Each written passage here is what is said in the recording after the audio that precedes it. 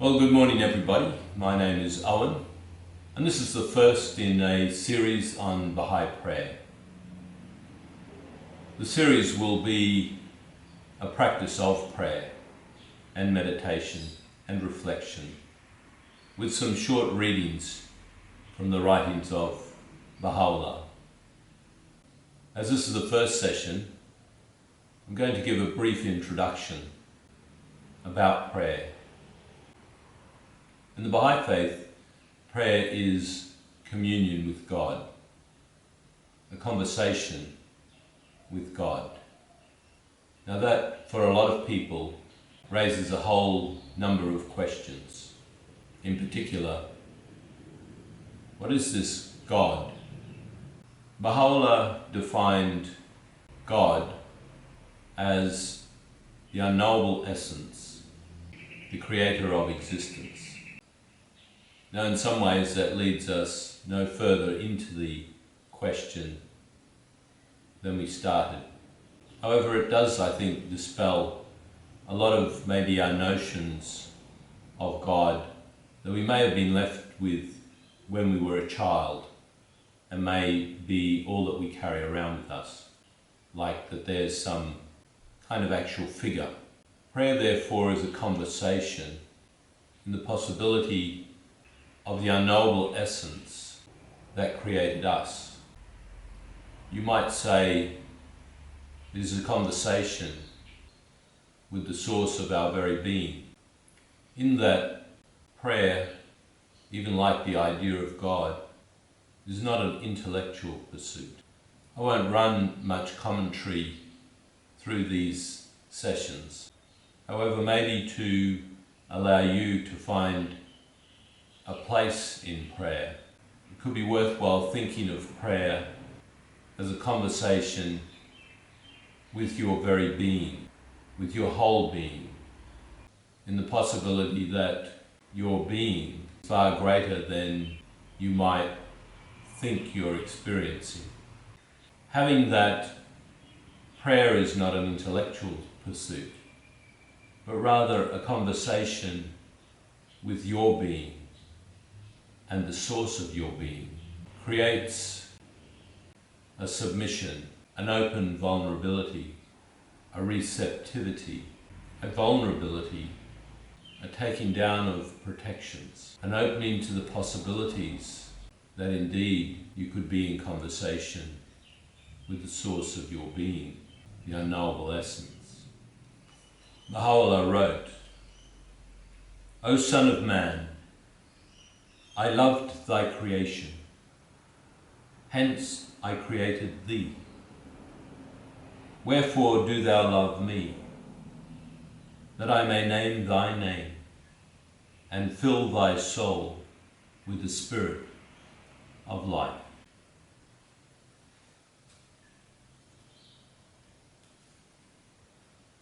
While these writings can be grappled with intellectually, I advise that you open your whole being to them. You can get these writings intellectually, and yet your being, your soul if you will, gets these words, that I may name thy name and fill thy soul with the spirit of life.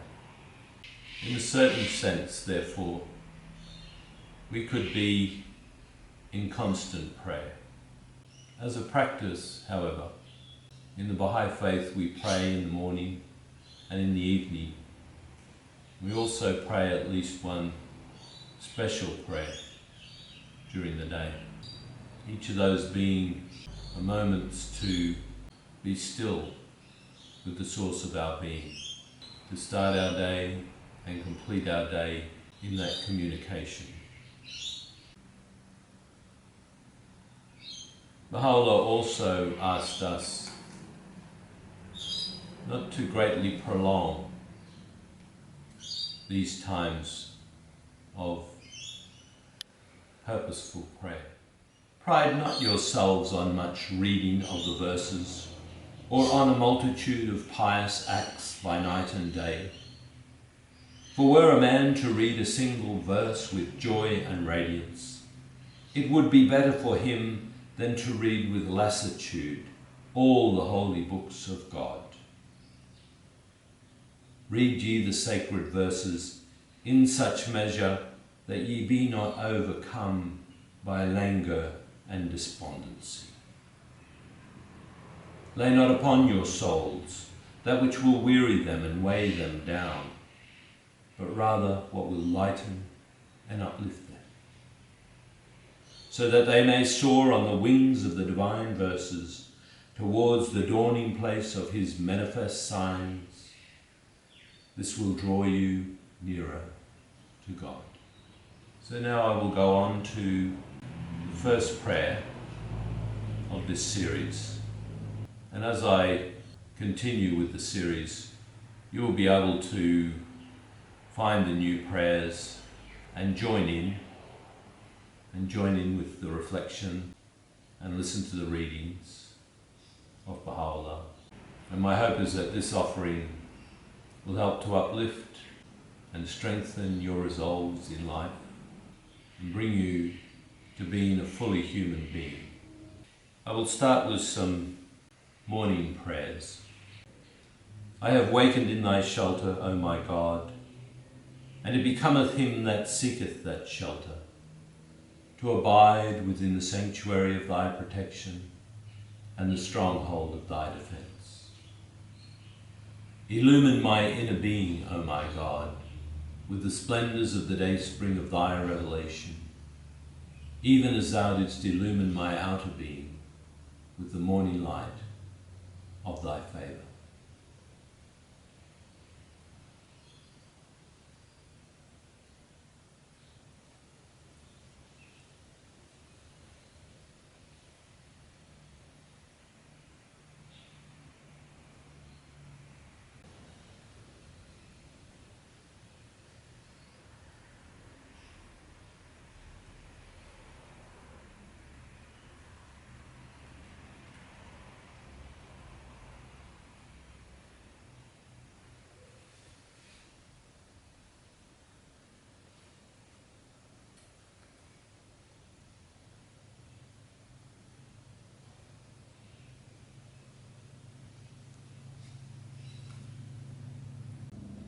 And now a reading from a book known as The Hidden Words.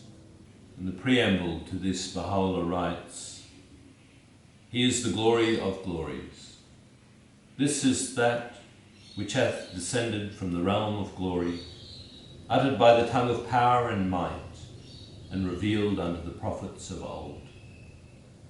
We have taken the inner essence thereof, and clothed it in the garment of brevity, as a token of grace unto the righteous, that they may stand faithful unto the covenant of God, may fulfill in their lives his trust, and in the realm of spirit obtain the gem of divine virtue. O Son of Spirit, my first counsel is this: possess a pure, kindly, and radiant heart, that thine may be a sovereignty ancient, imperishable, and everlasting.